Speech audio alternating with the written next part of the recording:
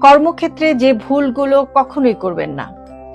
কখনোই আপনার কোনো কলিগ বা সহকর্মীকে আপনার বন্ধু ভাববেন না।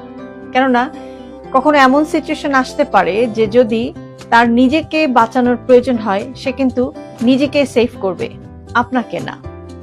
এবং কখনোই আপনার কোনো খুব বেশি ব্যক্তিগত ইনফরমেশন বা পার্সোনাল কোনো প্ল্যান, কোনো ইনভেস্টমেন্ট বা পরবর্তীতে আপনার মুভ কি হতে পারে ইত্যাদি বিষয়ে আপনার কোনো অফিস কলিগের সাথে শেয়ার করবেন না।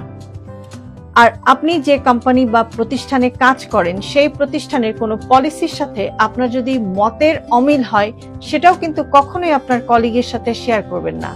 কেননা এটাও হয়তো একদিন ব্যাকফায়ার হয়ে আপনার এগেইনস্টেই ব্যবহার হতে পারে। ভালো থাকবেন সবাই। কর্মক্ষেত্রে যে ভুলগুলো কখনোই করবেন না। কখনোই আপনার কোনো কলিগ বা